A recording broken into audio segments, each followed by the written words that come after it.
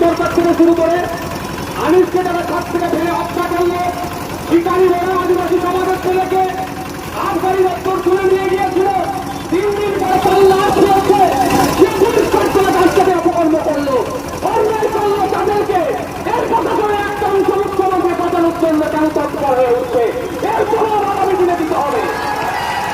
আমরা শান্তিপূর্ণ আন্দোলনের পক্ষে, গণতান্ত্রিক ও বঞ্চিত আন্দোলনের পক্ষে, বিচার ব্যবস্থার প্রতি সম্মান রক্ষা রাখি। যদি কোনো কলকাতা হাইকোর্টের কোন বিচারপতি যদি আমাদের রাস্তায় আঘাত দেয়, তা সাধারণ মানুষের মনে যদি প্রশ্ন তুলে বিচার ব্যবস্থার প্রতি যদি আমাদের রাস্তা কমে, সেই বিচারপতিকে কিন্তু জায়গা নিতে হবে। আমরা একটা রাস্তা দিতেছিলাম রাজ্যে, কিন্তু দুর্ভাগ্যের বিষয় আমরা একের পর এক ঘটনা ঘটে যাচ্ছে, এইগুলোকে ধামাচাপা দেওয়ার জন্য প্রশাসন এবং